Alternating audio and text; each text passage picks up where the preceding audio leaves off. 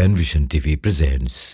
ইসলামের দৃষ্টিতে কবিতা চর্চাটাকে কিভাবে দেখে? কবিতা লেখা, এটা তো সূরা শুআরার যে শেষের আয়াতগুলো তো আছে, যেখানে আল্লাহ রাসূল সাল্লাল্লাহু আলাইহি ওয়াসাল্লাম আল্লাহকে আল্লাহ বলেছেন যে ইল্লাল্লাযিনা আমানু। প্রথম অংশটা তো একেবারে কবিদেরকে নেগেটিভভাবে বলা হয়েছে, এবং তারা অধিকাংশই যারা ইয়ার নাম কি পথভ্রষ্ট ভ্রান্ত বলা হয়েছে।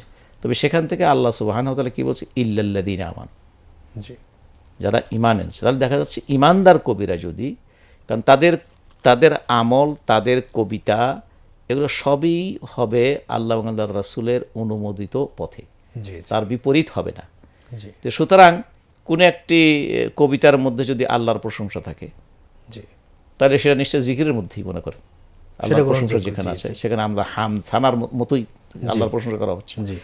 আচ্ছা, কোনো ইয়াতে যদি আমাকে আহ্বান করা হচ্ছে তার কবিতার মধ্যে দিয়ে যে তোমার সৎ পথে আসো, আল্লাহ রাসূলের আনুগত্য করো, আল্লাহর এবং আল্লাহর দ্বীনের আনুগত্য করো, বা তুমি চরিত্রবান হও, ভালো হও, এই যে সকল কবিতা, তো এগুলো তো রাসূল সাল্লাল্লাহু আলাইহি ওয়াসাল্লাম নিজে কবিতা শুনেছেন। হাসান ইবনে সাবিত আল্লাহর দ্বীনের পক্ষে, আল্লাহর দ্বীনের পক্ষে কবিতা দিয়ে লড়াই, অথবা আল্লাহর দ্বীনকে সুরক্ষা দেওয়ার, প্রতিরোধ করার পক্ষে দেওয়া, তো এগুলো তো মানে প্রশংসনীয় এবং প্রয়োজন। রাসূলুল্লাহ সাল্লাল্লাহু আলাইহি ওয়াসাল্লাম এটাকে, এই অস্ত্রটাকেও ব্যবহার করেছেন।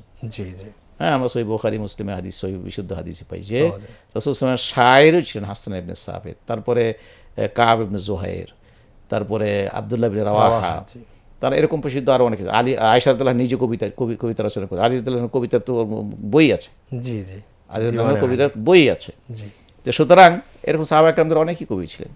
খানসা নামে এক মহিলা সাহাবী ছিলেন, হ্যাঁ, তারা অনেকেই পুরুষ মহিলা তারা ছিল। আয়েশা রাদিয়াল্লাহু বড় কবি ছিলেন, কবিতা ছিলেন উনি। কবিতা শুধু কবিতার সমালোচনা করতেন। ওমর রাদিয়াল্লাহু আনহু কবিতার সমালোচনা, মানে সাহিত্যের সমালোচক, বড় মাপের সাহিত্য সমালোচক ছিল। হ্যাঁ, তো সুতরাং এগুলো আমরা আরবি সাহিত্যের সময় পড়েছি। তো যাই হোক, তো সুতরাং কবিতার ভাষা, কবিতার কথা, এগুলো যদি কোরআন সুন্নাহর বিপরীতে না হয়, বরং ইসলামের দিকে আহ্বান করা, দাওয়াত দেওয়া, ইসলামের পক্ষে তুলে ধরা এবং ইসলামের প্রতিরোধ করা, এ সকল ক্ষেত্রে আল্লাহ রাসূল সাল্লাল্লাহু আলাইহি ওয়াসাল্লাম তার সাহাবাদেরকে ব্যবহার করেছেন।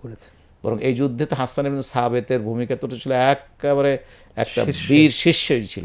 তার কথাগুলো ছিল, রাসূল সাল্লাল্লাহু আলাইহি ওয়াসাল্লাম নিজে বলেছেন যে তার প্রতিটি কথা হচ্ছে কাফেরদের শরীরে তরবারির আঘাতের চাইতে মানে শক্তিশালী। হ্যাঁ, তো সুতরাং এই জন্য, তবে সেই কবিতার কথাগুলো যেমন রাসূলের সম্পর্কে বলতে গিয়ে যেন বাড়াবাড়ি না হয়। আমরা অনেক গানের মধ্যে এরকম রাসূল সম্পর্কে প্রশংসা করতে গিয়ে বাড়াবাড়ি করে, যেটাকে আল্লাহর পর্যায়ে নিয়ে যাওয়া হয়। রাসূলকে কান্ডারি বলা হয়, রাসূলকে ডাকা হয় ইত্যাদি, হ্যাঁ, সম্বোধন করে ডাকা হয়। তো এগুলো তো জায়েজ। এই জন্য কবিতা লেখার জন্য ইসলামের সঠিক জ্ঞান থাকা জরুরি। এখন ইসলামের সঠিক জ্ঞানটা তো আমরা অনেক সময় আমাদের যারা আমরা নিজেরা কিছু আলেম ওলামা বলি, আমাদের মধ্যে অনেক সময় পরিষ্কার না করে। এই জন্য যারা ভালো আলেম, যারা কোরআন সুন্নাহর সঠিক জ্ঞান রাখেন, তাদের পরামর্শ নিয়ে লেখা দরকার, নিজেরা বেশি বেশি পড়াশোনা করা দরকার।